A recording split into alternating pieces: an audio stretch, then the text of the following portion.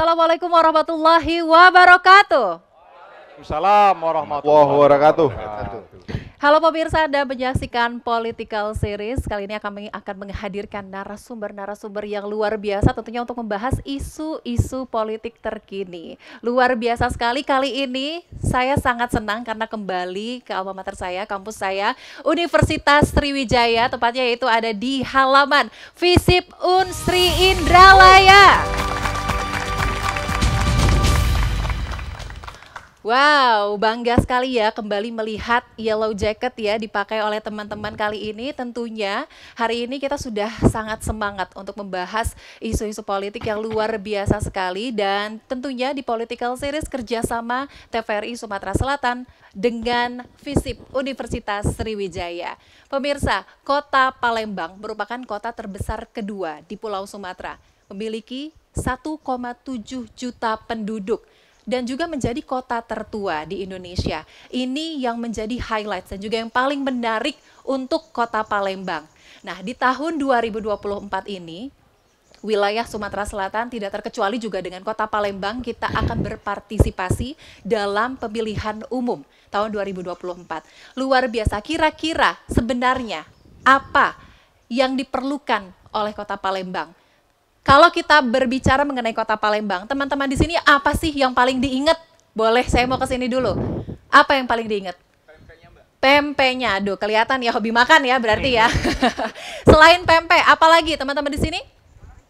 Macetnya, terus?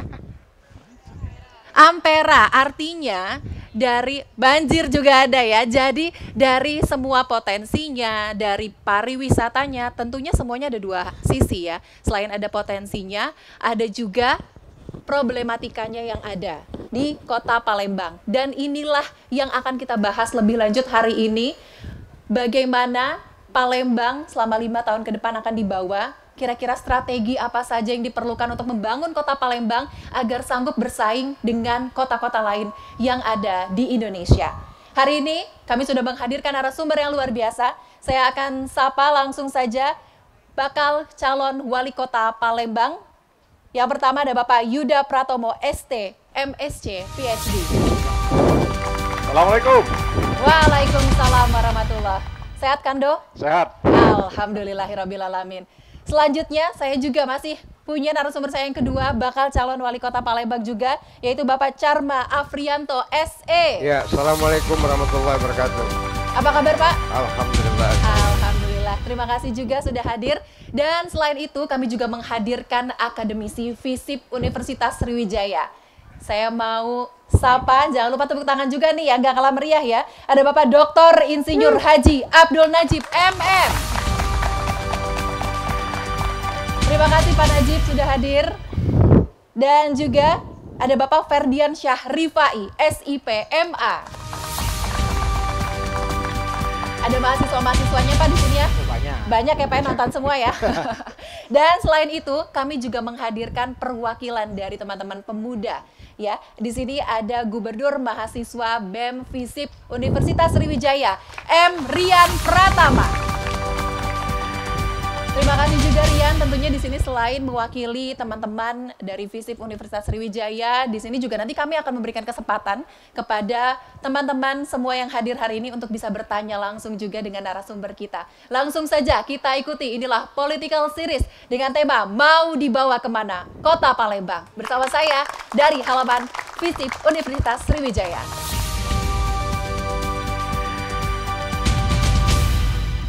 Ini kalau kita melihat kota Palembang ini kan sebenarnya kotanya cantik sekali ya Pak ya. Ini pasti kita semua juga sangat bangga, apalagi kalau kita mendengar nama kota Palembang ini sudah dikenal di seluruh Indonesia, mulai dari potensi pariwisatanya, apalagi kulinernya, tadi ada yang jawab pempek ya. Memang kalau kita bicara kota Palembang dengan segala potensinya, terus juga saat ini juga kita sudah mengikuti perkembangannya. Kalau dari pandangan nih, narasumber saya yang sudah hadir hari ini, kira-kira sebenarnya kondisi kota Palembang saat ini seperti apa sih? Boleh dari Pak Yuda terlebih dahulu. Ya, terima kasih atas keberadaan kami diundang di sini. Jadi kalau kita langsung bahas saja ya kota Palembang. Kalau saya lihat kota Palembang ini kan tadi sudah disampaikan oleh Pak Azhar bahwa kita ini kota tertua ya. Kalau kita lihat dari prasasti kedudukan Bukit itu tahun 862 dia. Jadi kalau 2023 dikurangi 862 itu sekitar 1431 tahun. Ya, jadi kita ini memang kota yang tertua di Indonesia. Ya. Nah, kota yang tertua ini kan kita pernah menjadi base kerajaan Sriwijaya dengan segala kejayaannya ya. Bahkan katanya jajahannya sampai dengan Madagaskar ya dan lain sebagainya. Tetapi kita lihat di kota Palembang ini mungkin agak kurang mencerminkan itu ya Mbak ya. Artinya sebagai kota yang paling tua itu harusnya ya salah satu yang terbaik lah. Ya, kita lihat memang ada pasang surut, kita pernah maju, juga pernah slow sedikit ya. Nah inilah tugas kita sama-sama bahwa di tahun ke depan ini kita harus mencari pemimpin yang bisa ya membuat kota Palembang itu menjadi kota yang terbaik di Indonesia, Mbak. Oke, wah luar biasa. Jadi artinya apalagi mungkin sebenarnya tahun 2020 sampai 2022 kita masih bergelut juga ya Pak ya, khususnya mungkin di bidang ekonomi karena adanya pandemi COVID ya. Dan lain sebagainya. Nah, sekarang saya mau tahu juga nih kalau Pak Carma juga mungkin kan pasti di Kota Palembang sudah sering juga ya, sudah tahu lah perjalanannya. Kalau di Kota Palembang kita sudah tahu gimana kondisinya. Kalau dari pandangan Pak Carma sendiri seperti apa? Iya, baik. Tadi dikatakan oleh Bung Yuda sebagai kota tertua, tetapi juga Palembang adalah kota terbesar kedua di Pulau Sumatera. 352 km persegi dengan jumlah penduduk 1,72 juta. Betul. Dengan PDRB Kota Palembang 161 triliun per tahun, dengan APBD kita 4 tahun terakhir sebesar 4 sampai 4,1 triliun APBD kita. Artinya apa? Begitu besarnya potensi ekonomi yang bisa dilahirkan dari semua sektor rumah tangga, perusahaan, swasta dan lain sebagainya, dengan tingkat PAD 1,1 triliun, dana perimbangan pusat 2,4 sampai 2,5 triliun per tahun. Artinya ini saya ibaratkan Palembang sebagai, istilah saya ya selama ini, Palembang adalah gadis perawan tua yang cantik tetapi bermulut bau. Kenapa tuh Pak? Kenapa? Karena banyak sekali potensi-potensi ekonomi yang belum kita sentuh sama sekali. Sungai Musi sebagai sentra ekonomi belum terwujud. Kita belum dapat 1 rupiah pun PAD dari Sungai Musi. Itu pertama. Yang kedua, pemanfaatan aliran anak sungai yang begitu banyak pun hari ini belum kita maksimalkan. Coba kita lihat Lambedaro. Kalau siang itu kalau musim air pasang baunya minta ampun. Coba ke pasar Sekanak rame-rame hari ini baunya minta ampun. Artinya apa? Potensi perawan cantik Kota Palembang yang begitu besar asetnya dengan berbagai keunikan kota, jembatan Ampera, kuliner pempek, pindang, tempoyak dan lain-lain yang dikenal di mata nasional, di mata dunia dengan aneka ragam kuliner, tetapi belum dieksplor secara maksimal oleh semua elemen anak bangsa yang ada di Kota Palembang. Makanya saya istilahkan dengan Palembang adalah gadis perawan tua cantik bermulut bau. Karena belum dieksplor secara maksimal ya. Nah itu tadi pandangan kalau dari Pak Yuda dan juga Pak Carma. Nah kalau dari Pak Najib sama Pak Ferdian saya yakin punya pandangannya tersendiri nih tentang Kota Palembang nih selama beberapa tahun terakhir. Silakan dari Pak Najib dulu. Oke, terima kasih. Tadi sudah dijelaskan oleh Pak Yuda maupun Pak Carma. Kota Palembang ini sudah sangat tua, Pak. Tapi sampai hari ini kita masih mengalami kebanjiran itu tidak pernah habis. Kemacetan yang juga tidak pernah habis. Belum lagi permasalahan infrastruktur yang tidak berkesudahan. Memang Bapak mau bawa Kota Palembang ini kemana 5 tahun ke depan? Untuk Pak Yuda maupun untuk Pak Carma. Kira-kira kemana? Dominasinya akan menjadi kota pendidikan, kota wisata, kota olahraga, kota jasa, perdagangan, atau kemana Bapak? Itu pertanyaan saya. Oke, itu dari Pak Najib dulu ya. Nah, boleh kita ke Pak Ferdian dulu. Oke. Pak Ferdian, silakan. Sebenarnya menyambung ya dari dua bakal calon wali kota tadi. Kita tahu secara historiografi bahwa kota Palembang yang kita cintai ini sudah berbelas-belas abad. Maka seharusnya kita itu bisa untuk punya benchmarking itu, studi banding itu untuk kemudian bagaimana caranya membawa kota ini ke depannya itu seperti apa. Ada beberapa hal saya pikir yang fakta yang bisa menunjukkan bahwa kayaknya pemimpin kita sejauh ini itu nggak pernah melakukan benchmarking ini gitu. Misalkan kita tahu bahwa topografi Palembang itu kan sebenarnya rawa. Banyak sekali peta Belanda menunjukkan itu gitu ya. Misalkan juga Sriwijaya sendiri misalkan dianggap sebagai kerajaan Buddha terbesar, tapi kenapa bangunan Buddha terbesar nggak ada di sini gitu. Itu kan karena ya secara topografi nggak mungkin gitu. Tapi beberapa tahun belakangan, bahkan mungkin 10 tahun belakangan kita melihat bagaimana pemerintah kota Palembang tuh jauh-jauh ingin sekali menjadikan Palembang seperti Jakarta, bahkan mungkin seperti New York gitu. Kan ini kan salah asuhan. Nah, saya kedepannya saya mungkin PR sekaligus pertanyaan kepada dua bakal calon yang ada di sini tentu.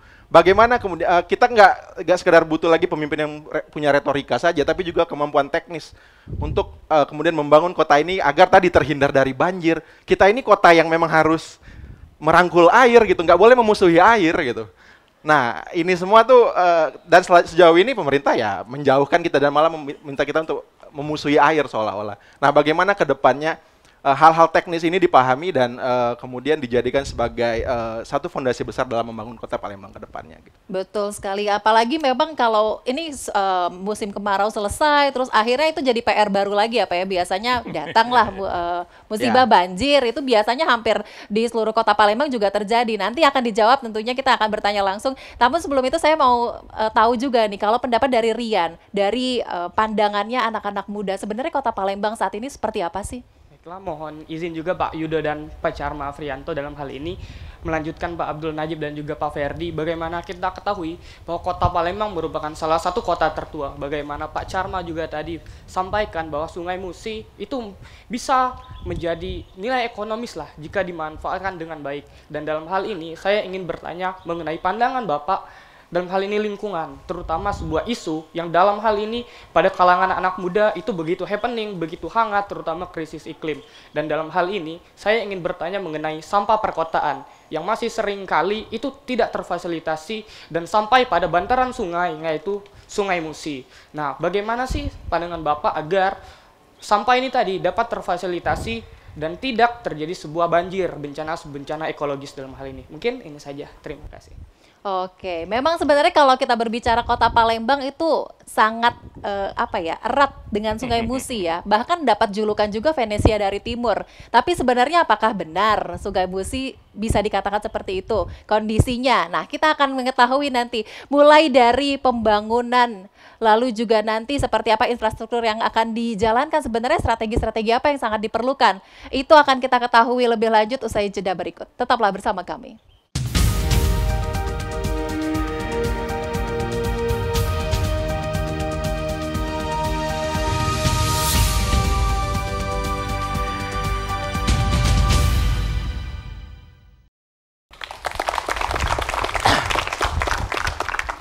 Baik pemirsa, terima kasih masih menyaksikan Political Series bersama narasumber saya hari ini. Saya tadi di segmen sebelumnya kita sempat membahas ya bahwa kondisi kota Palembang sebagai kota tertua, terus juga memang kota yang terbesar kedua juga di Pulau Sumatera dengan berbagai potensinya, namun juga tentu tidak lepas dari problematika yang ada.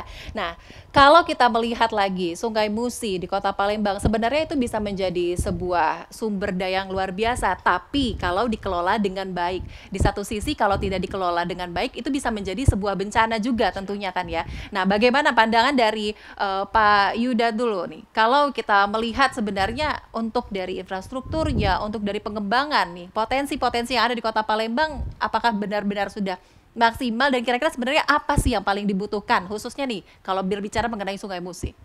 Jadi kita kalau mau bicara masalah kota Palembang ini itu kan tidak terbatas di satu hal gitu ya. Jadi kota Palembang ini kompleks ya Pak ya. Jadi dia ada masalah infrastruktur, ada juga masalah non infrastrukturnya. Ya.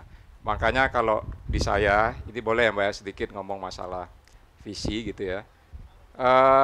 Yang pertama, kalau kita mau buat Palembang itu kota maju, Pak. Kota maju itu akronim ya. Pertama dia kota modern.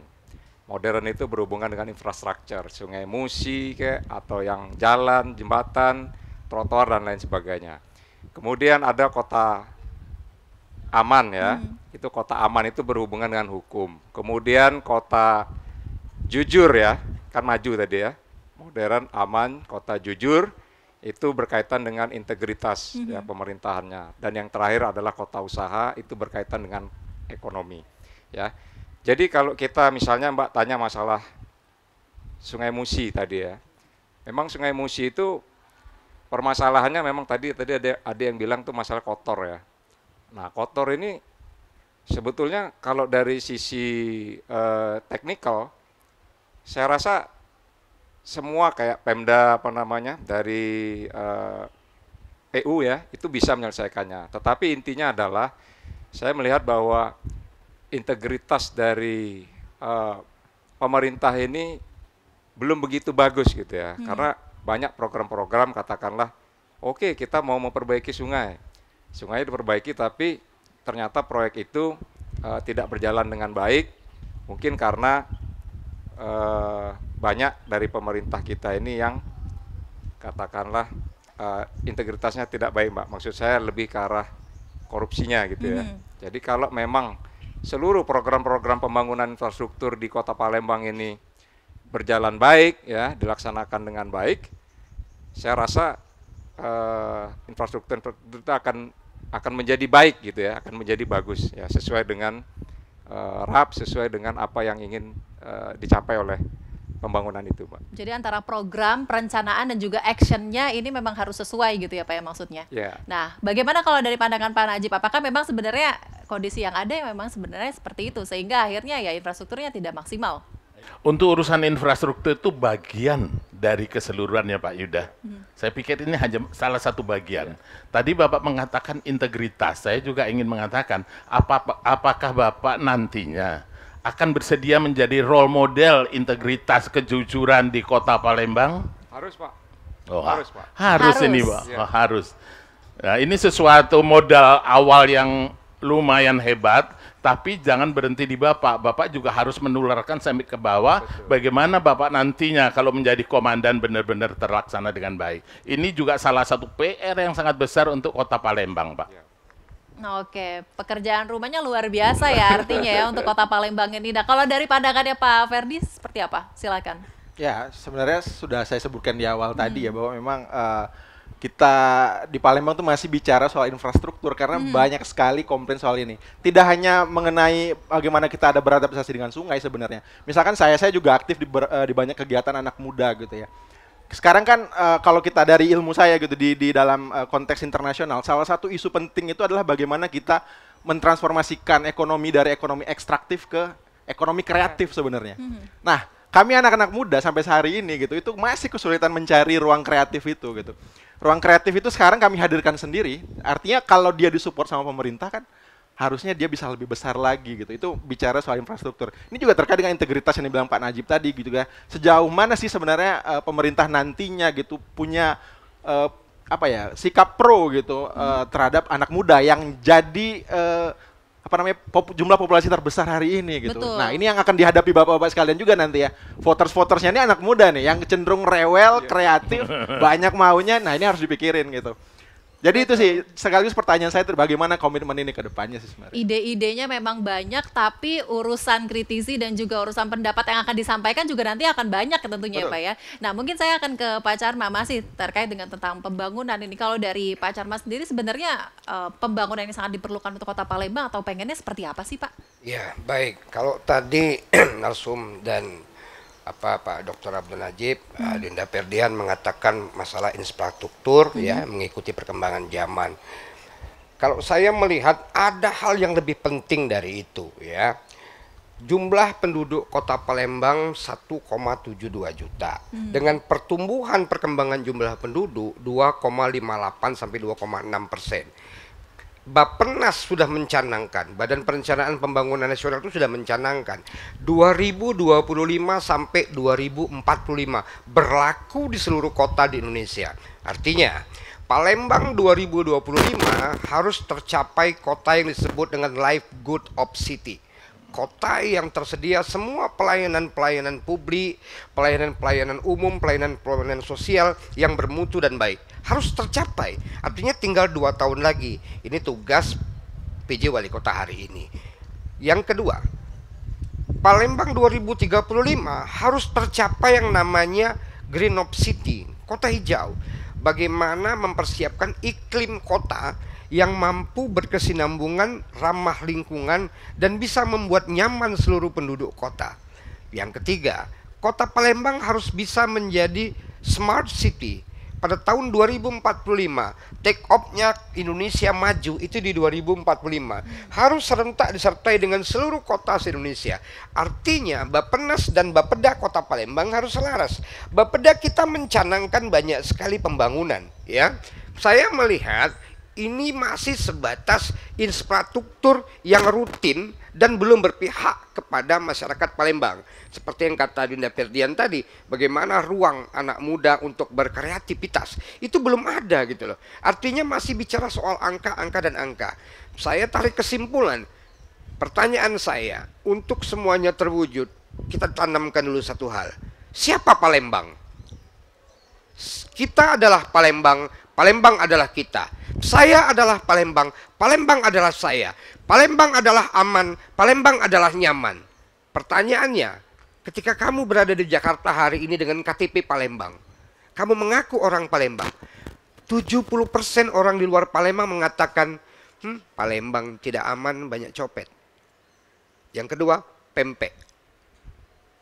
Ya, artinya apa? Perspektif berpikir orang-orang Palembang, sense of belong terhadap kota ini, itu dulu yang dibangun. Dicontohkan oleh pemerintah, kemudian ditelurkan kepada seluruh rakyat. Dengan cara apa? Dengan cara politik-politik anggaran yang berpihak kepada kepentingan rakyat. Itu yang paling utama. Yang kedua, baru kita membangun yang namanya infrastruktur. Tadi tariannya ke Sungai Musi. Saya tidak melihat Sungai Musi dimanfaatkan secara maksimal. Catatan, 19 BUMD, BUMN, dan perusahaan lain membuang limbah di Sungai Musi selama puluhan tahun. Ya, Sungai Musi mengalir membelah kota Palembang. Apakah Palembang dapat PAD 1 rupiah pun? Kita punya 19 dermaga kecil dari ujung ke ujung. Apakah menambah PAD kota Palembang? Pertanyaannya. Padahal lebih dari 900 kali, catat buka di Google, lebih dari 900 kali angkutan ekspor impor melalui Sungai Musi yang membelah kota Palembang. Palembang jadi penonton. PTBA misalnya, bolak-balik ngangkut batu bara. Kota Palembang cuma dapat saham 0,35% di PTBA. Tahun kemarin RUPS saya hadir di Jakarta. Saya mewakili pemerintah provinsi. Itu cuma dapatnya 0,35%. Untuk Palembang, padahal mereka membuang limbah di kota Palembang. Ya, transaksi mereka. Ingat loh, PDRB kita 161 triliun potensi ekonomi. Ya, artinya apa? Kita belum bisa. Pemimpin belum bisa mengambil alih ini. Pemimpin belum bisa mengubah perspektif bersama. Aku Palembang, Palembang aku, nyaman dan nyaman. Aman dan nyaman. Itu belum bisa. Baik, wah ini kalau saya lihat dari ekspresinya Pak Najib sebenarnya langsung pengen menanggapi juga nih sebenarnya Pak ya. Kira-kira kalau tadi seperti yang disampaikan oleh Pak Charma, mulai dari pelayanan mutu publik, terus juga green of city dan lain sebagainya. Sebenarnya kira-kira mampu nih nggak Pak untuk diimplementasikan di kota Palembang? Oke, terima kasih, gagasan Pak Charma luar biasa ya. Cukup bagus. Tapi bagaimana kita menjadi gagasan menjadi action, itu yang jadi PR. Dan di hadapan kita ini ada anak-anak muda. Kita tahu 65% mereka adalah bonus demografi. Bonus demografi itu bisa menjadi ancaman dan peluang. Saya juga ingin tahu sebetulnya Pak Charma, bagaimana Bapak merubah bonus demografi itu dengan melibatkan gagasan yang sudah Bapak sampaikan, sehingga dari ancaman menjadi peluang. Sebetulnya itu bisa dijawab sedikit aja Bu, 1 menit. Oke, boleh. Silakan langsung dijawab Pak sedikit. Iya, setiap saya mengisi materi entrepreneurship di setiap minggu di kalangan mahasiswa, itu yang saya tekankan. Hari ini anak muda, generasi muda, terutama mahasiswa harus tumbuh mental entrepreneurship, kewirausahaan dengan konsep digitalisasi. ya. Jadi harus ramah di digital dan harus tumbuh keberanian menjadi seorang entrepreneur. Itu saja dulu yang bisa kita lakukan. Kalau tidak, kita akan berebut mencari kerja, bukan kita bersama-sama membuka peluang kerja. Saya pikir itu. Oke, wah luar biasa. Itu artinya sebagai anak muda juga dituntut memang harus bisa mandiri ya Pak ya, harus punya jiwa kewirausahaan yang tinggi juga. Negara juga harus hadir. Iya betul, harus didukung tentunya. Kalau misalnya didukung, mundur lagi Pak niatnya nanti Pak. Nah, saya mau lebar ke audiens. Di sini ada yang mau memberi pertanyaan atau mungkin ingin memberi tanggapan, silakan. Namanya siapa? Izin, perkenalkan nama saya Rahel Tesalonika Panjaitan. Saya dari jurusan Ilmu Komunikasi angkatan 2021. Wow, Rahel. Silakan Rahel. Jadi dari tadi, selama kita kuliah umum ini, Bapak Charma dan Pak Yuda dari tadi sudah membahas dari segi lingkungan sebagai bakal calon wali kota. Nah, jadi saya sebagai mahasiswa juga ingin bertanya nih dari segi pendidikan, bagaimana cara Bapak menerapkan sistem pendidikan di Kota Palembang di masa kini dalam merangkul generasi muda saat ini? Dengan melihat perkembangan teknologi kita yang semakin maju, kira-kira apa saja nih inovasi yang akan Bapak lakukan di kemudian? Terima kasih. Oke, terima kasih juga Rahel. Langsung dari anak muda nih ya, nanya tentang pendidikan nih Pak. Ini kan kalau kita lihat memang benar ya, teknologi ini udah canggih luar biasa. Bahkan apalagi setelah COVID kemarin, ini sudah nggak disebut lagi kita nggak melek ya, ini udah melek banget nih. Bahkan melotot nih terhadap teknologi gitu ya. Tapi sebenarnya kira-kira implementasinya untuk dunia pendidikan khususnya di Kota Palembang itu seperti apa? Silakan Pak Yuda. Jadi begini ya, sistem pendidikan di Indonesia itu diatur oleh, ini pendidikan tinggi ya, diatur oleh Kementerian Pendidikan. Jadi di konsepnya Mas Menteri yang sekarang, itu kita ada yang namanya Merdeka Belajar. Mungkin adik-adik semua sedang mengalami fase itu ya. Jadi kita punya kesempatan 3 semester itu untuk melakukan sesuatu di luar akademik. Ya, mengapa seperti itu? Karena memang di dunia nyata terkadang kemampuan akademik itu tidak menyelesaikan masalah, tetapi kemampuan-kemampuan yang berkaitan dengan leadership, ya, entrepreneurship dan lain sebagainya. Oleh karena itu Pak Menteri itu banyak ya, ada 9 poin sekarang ya di Merdeka Belajar itu, bahwa memang kita bisa belajar itu dari mana saja di sekarang ya. Nah, pemerintah dalam konteks ini bisa memberikan ekosistemnya seperti itu, Mbak. Jadi contoh dari 9 kegiatan itu ada salah satunya misalnya startup tadi ya, startup untuk anak muda. Pemerintah bisa membuatkan yang namanya Creative Hub. Ya, jadi berkumpullah semua di situ. Ya, di dalam Creative Hub itu kemudian pemerintah ya apa yang bisa dibantu? Akses terhadap ilmu pengetahuan. Memberikan coaching-coaching ya. Jadi maksud tadi Pak Charma tadi ya, katanya memberikan coaching kepada para mahasiswa yang belum memiliki wawasan bahwa entrepreneurship itu sesuatu yang luar biasa ya. Pendukung perekonomian Indonesia itu adalah UMKM, startup. Nah, kemudian juga akses kepada permodalan. Bagaimana pemerintah mengkoneksikan kepada bank-bank, kemudian fasilitas-fasilitas keuangan lainnya ya, atau ada KUR dan lain sebagainya. Kemudian akses pasar. Karena ketika entrepreneur itu membuat usaha, dia juga butuh dibina supaya bisa dicarikan pasar ya. Karena kalau anak-anak muda itu habis bikin itu kan nggak tahu jualnya mau kemana. Mau dijual ke luar negeri tadi Pak Ferdian ya. Jadi mau dijual ke luar negeri nggak kenal dan lain sebagainya. Nah, pemerintah melalui hubungan G2G gitu ya, government to government, bisa membuka itu baik secara internal di Indonesia ya, maupun secara internasional. Makanya saya katakan ya mungkin ya yang siapapun yang nanti akan jadi calon wali kota itu juga harus punya network yang luas ya, internationally.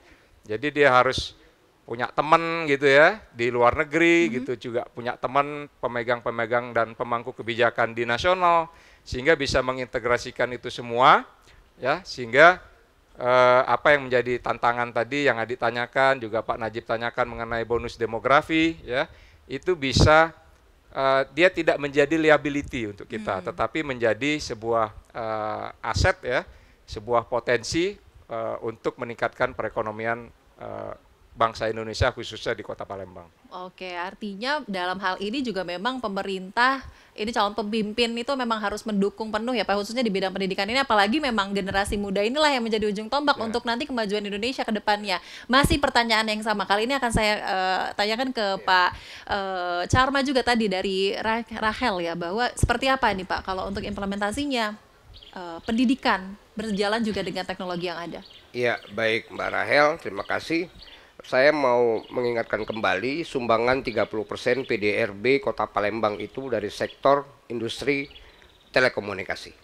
Ya, sumbangan terbesar PDRB. Artinya banyak bisnis industri teknologi yang hari ini teknologi dan komunikasi yang bisa menghasilkan potensi ekonomi yang luar biasa. Tapi masalahnya generasi muda hari ini banyak kurang sadar.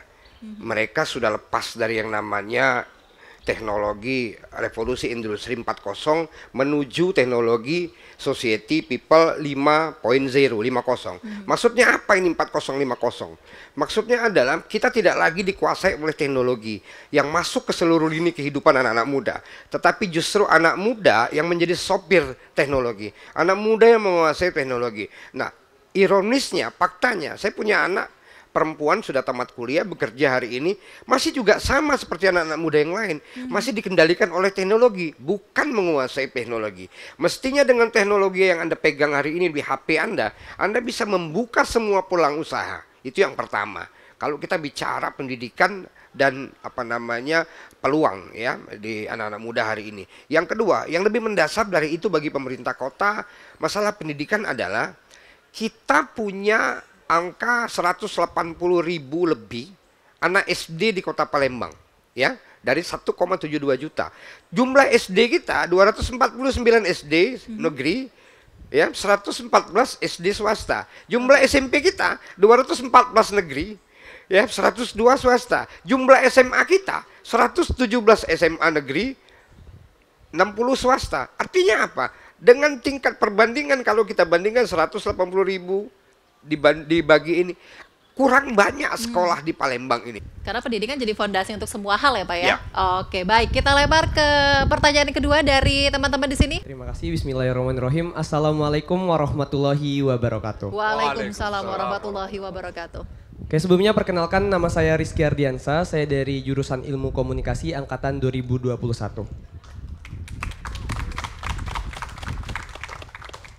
Baiklah, izin Bapak-Bapak dan Mbak, pertanyaan saya. Seperti yang kita ketahui di era globalisasi seperti sekarang, Kota Palembang ini disinggung tadi ketika diskusi bahwasannya akan dijadikan sebagai kota modern, kota maju. Nah, Kota Palembang ini kan sebenarnya punya banyak nih sosial budaya yang sangat beragam. Tapi jika ditanya tentang Palembang kepada halayak umum, yang diketahui masyarakat hanya tentang ampera dan pempek. Jadi ketika kita ditanya di suatu forum, kira-kira apa nih yang diingat sama Kota Palembang? Pasti kebanyakan yang jawab pempek ataupun ampera. Nah, pertanyaan saya, apakah ada inisiasi dari bapak-bapak, inisiasi terbaru khususnya, perihal memperkenalkan Kota Palembang dengan wajah baru tanpa menghilangkan kebudayaan yang lama? Nah, jadi mungkin dari bapak-bapak ada inisiasi terbaru perihal hal tersebut ya. Itu aja mungkin, terima kasih. Inisiasi untuk mempromosikan pariwisata ataupun melahirkan kembali ya potensi-potensi wisata yang ada di Kota Palembang. Jangan dijawab dulu Bapak-bapak. Kita akan kembali usai jeda berikut, tetaplah di Political Series.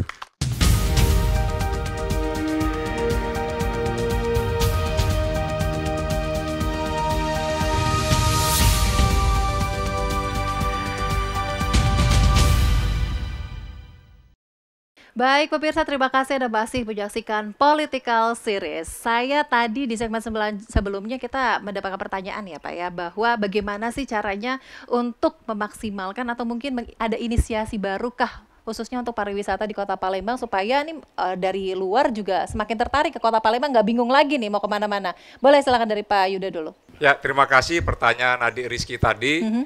Itu benar sekali Mbak ya. Jadi Kota Palembang ini kalau kita mau mengembangkan wisatanya itu tidak bisa kita wisata seperti kita tidak punya gunung, kita tidak punya pantai, kita tidak punya air terjun. Jadi kalau orang luar nak ke Palembang nak kemana katanya kan?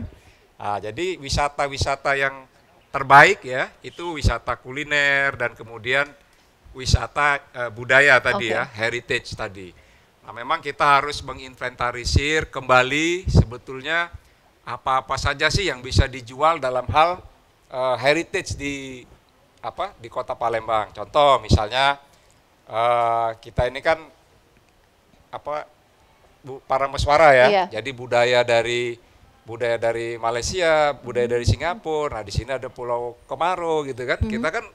Kita kan tahu bahwa Singapura itu sebetulnya asal usulnya itu dari kerajaan sini, Mbak. Ya, juga kerajaan di Malaka dan lain sebagainya. Nah, itu bisa kita tarik untuk menarik wisatawan dari luar gitu ya. Jadi mungkin nenek moyangnya orang Singapura itu pengen tahu asal usul negara Singapura, datang ke Kota Palembang. Ya, mungkin lihat Pulau Kemaro ya. Kemudian ada rumah ibadah di sana dan lain sebagainya. Jadi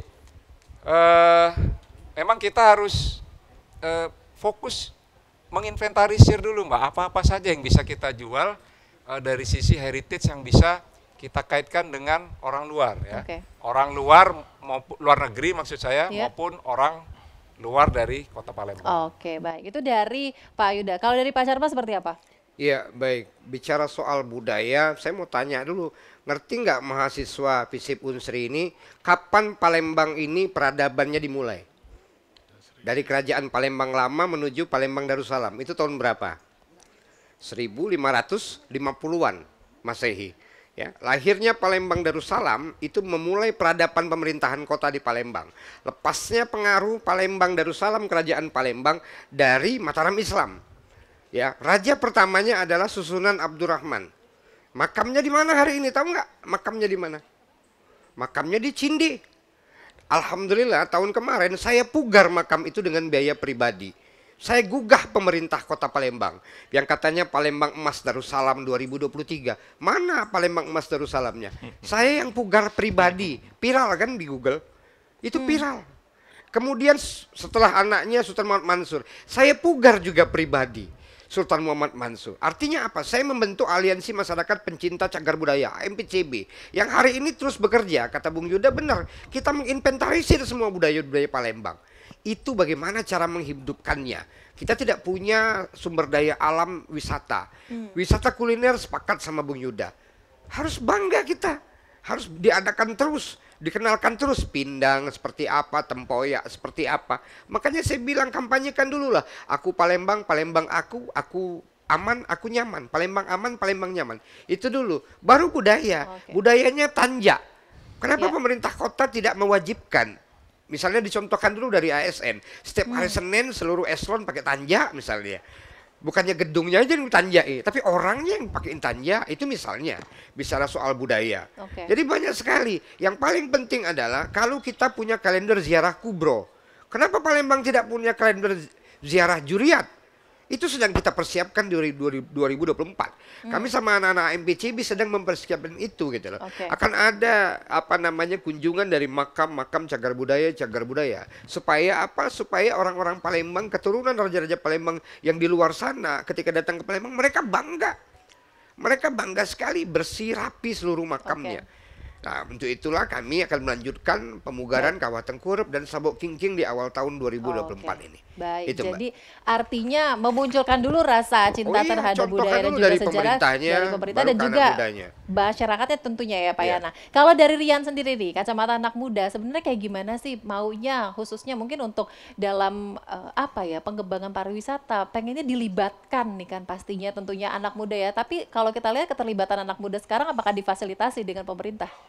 Oke, baiklah, bagaimana tadi juga sudah disinggung di awal kan mengenai keaktifan anak muda dalam hal ini berbagai hal, sebagaimana gagasan-gagasan besar tadi perlu dikombinasikan lah dengan anak-anak muda tadi sebagai bonus demografi dalam hal ini tadi.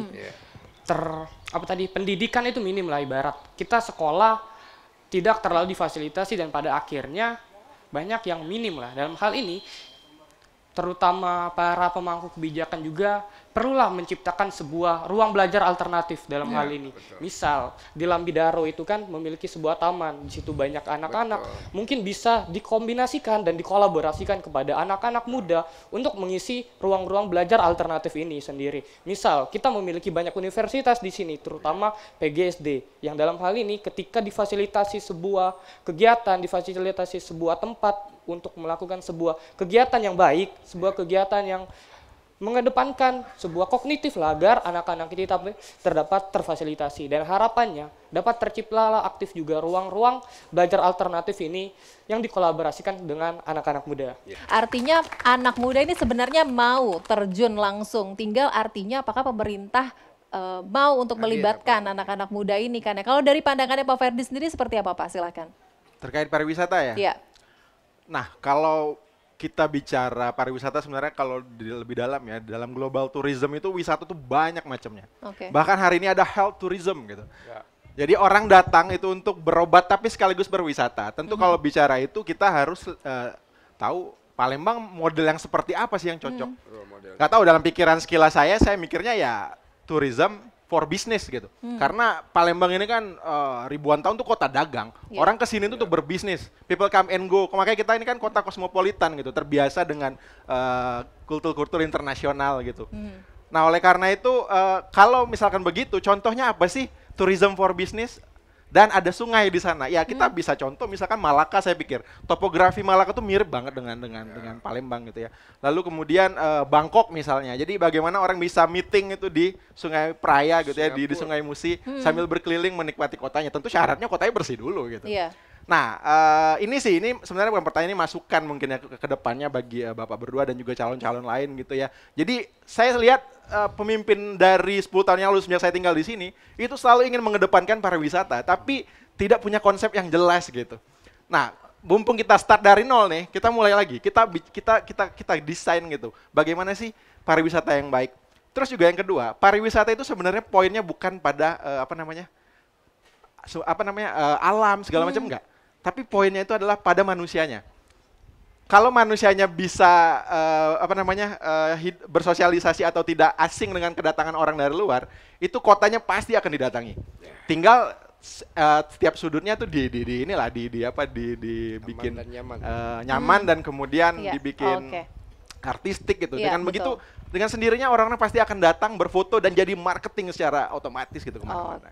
Jadi artinya dari kenyamanan itu sendiri juga memang harus dibangun ya. Nah ini sebenarnya kalau kita ngelihat semakin menarik nih. Kota Palembang ini kan kita welcome sekali terhadap turis ya, terhadap pariwisata. Tapi kalau berbicara mengenai kenyamanan, saya pun Pak merasakan kalau berjalan kaki itu misalnya fasilitas umum itu kita merasa kurang nyaman, sampah di mana-mana, was-was, tindakan kriminalitas, berasa kalau lagi berjalan itu rasanya apa ya, tidak aman. Nah, tinggal tenang, dan tentunya ada banyak lagi. Kalau dari pandangan Pak Najib sendiri, kira-kira gimana nih Pak harusnya untuk menciptakan rasa nyaman dan aman memang harus seperti apa? Oke, terima kasih. Sebelum menjawab tentang rasa nyaman, saya ingin juga menyampaikan bahwa Palembang ini ada cikal bakalnya dari Kerajaan Sriwijaya. Kenapa tidak dikembangkan pariwisata budaya yang mengakar dari Sriwijaya? Yang ini lepas. Nah mudah-mudahan nanti ke depan ini bisa dibangkitkan lagi dengan pusat-pusat Sriwijaya dan sebagainya. Itu satu. Yang kedua tentang kenyamanan turis-turis atau wisatawan domestik maupun asing ke Palembang. Ini tidak terlepas dari kemiskinan yang masih 2 digit di kota Palembang. Ini yang belum kita singgung ya Pak. Saya juga ingin mendapat masukan, gagasan. Bagaimana Pak Carma dan Pak Yuda untuk mengatasi kemiskinan yang nantinya juga dapat meningkatkan keamanan. Karena ketidaknyamanan ini kemarin Pak PJ Wali Kota marah-marah karena ada wisatawan yang dibegal di sana. Ini masalah keamanan yang berasal dari kemiskinan. Mungkin nanti jawabnya bisa juga langsung ke kemiskinan, bagaimana mengatasi sehingga keamanan kita atasi juga. Terima kasih, Bu. Awalnya itu memang saya setuju sekali. Kalau berbicara mengenai kemiskinan, terus juga ya kita nggak usah jauh-jauh dari kenyamanan turis atau pariwisata dari orang wisatawan ya Pak ya. Bahkan kenyamanan dan juga keamanannya masyarakat Kota Palembang sendirinya dulu deh. Apakah memang sudah terjamin? Apakah sudah teratasi? Nanti akan kita bahas lebih lanjut. Kira-kira sebenarnya harusnya seperti apa sih supaya masyarakat di Kota Palembang ini bisa benar-benar nyaman dan juga bisa benar-benar sejahtera tentunya. Usai jeda berikut tetaplah di Political Series.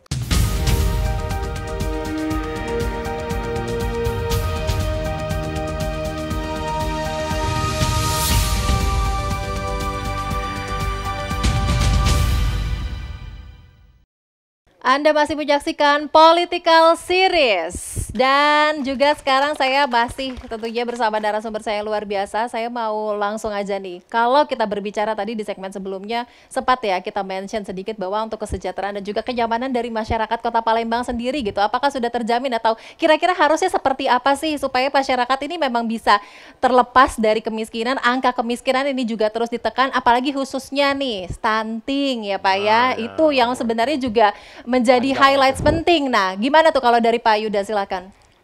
Jadi gini ya, kita ini bahas banyak ya. Kalau mau bahas semua bidang tuh nggak akan selesai. Ya, tapi sebenarnya kalau saya bisa mengintisarikan dari semua pembahasan ini, itu ujung-ujungnya proses politik ya, pemerintahan dan lain sebagainya. Endpointnya adalah kesejahteraan dan kebahagiaan masyarakat. Oke. Semua program, semua yang dilakukan itu untuk menuju ke sana, Mbak. Kalau dalam bahasa Islamnya baldatun toyibatun warobun ghafur. Kalau bahasa Jawanya gemah ripah loh jinawi. Jadi apapun yang dilakukan itu untuk menuju ke sana.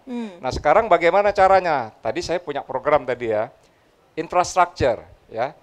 Buat infrastruktur kayak tadi Mas Rian ngomong tidak ada tempat terbuka untuk belajar ya, untuk olahraga dan lain sebagainya. Memang di Palembang ini di mana Mbak? Iya. Selain di Kambang Iwa, ya kan? Di mana lagi tempat olahraga? Jakabaring ya.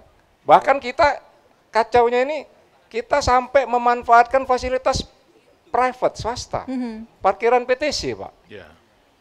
Bagaimana maksudnya itu sampai masyarakat itu kok harus menggunakan fasilitas swasta? Berarti kan pemerintah ini nggak sanggup gitu loh membahagiakan rakyatnya dengan membuka ruang-ruang terbuka hijau. Iya.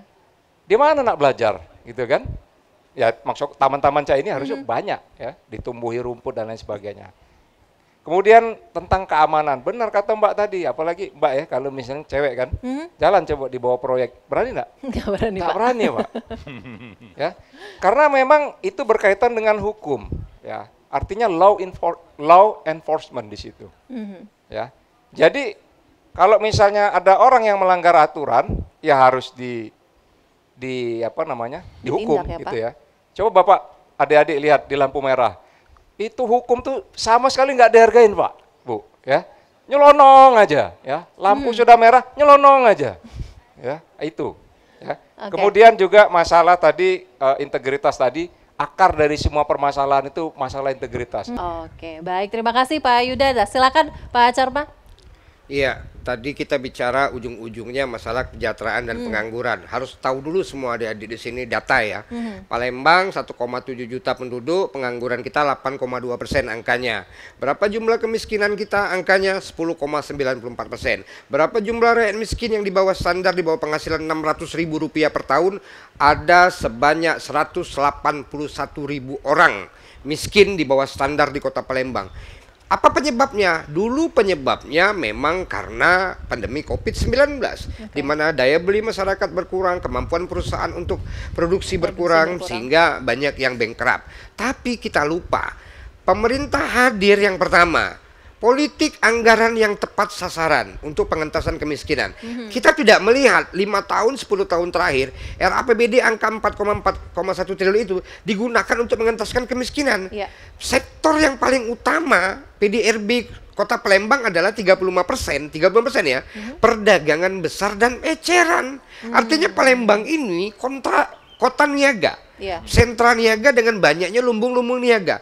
Bagaimana itu bisa hidup dengan ekonomi kreatif? Bagaimana bisa ekonomi kreatif hidup dengan banyaknya tumbuh UMKM baru? Apakah anggaran Palembang sudah menganggarkan untuk UMKM? Belum. Dari pemerintahnya juga memang harus tidak gencar-gencarnya untuk melengkapi kebutuhan tadi seperti itu ya Pak ya, sehingga dari masyarakatnya juga salah satunya UMKM juga bisa semakin tumbuh.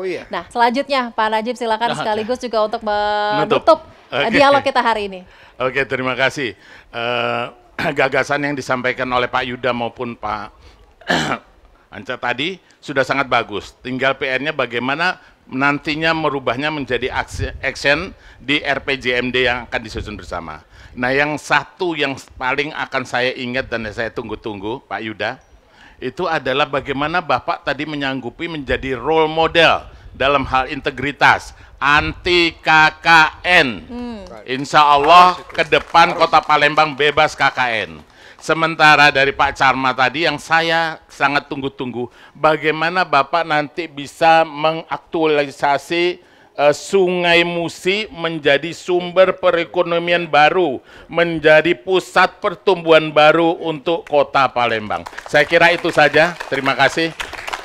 Oke, baik, luar biasa. Terima kasih juga Pak Najib atas pendapatnya juga ya. Sekali lagi saya ingin mengucapkan terima kasih banyak kepada Bapak Yuda Pratomo STMSC, PhD, Bapak Charma Afrianto SE, Bapak Dr. Insinyur Haji Abdul Najib MM, Bapak Ferdian Syarifai SIP MA, dan juga Muhammad Rian Pratama telah bergabung di dialog kita hari ini.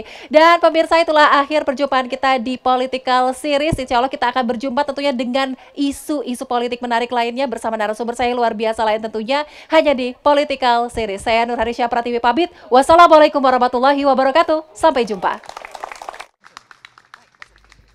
Hanya bambu tempat tinggal kita, tanpa hiasan, tanpa lukisan,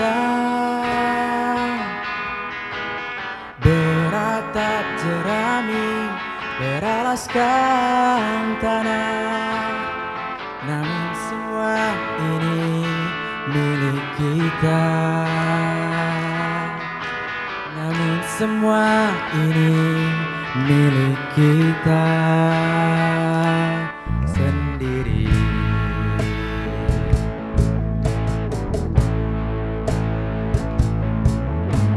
Hanya alang-alang pagar rumah kita, tanpa anyelir, tanpa melatih.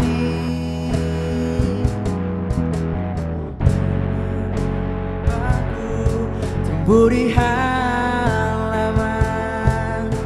namun semua ini milik kita.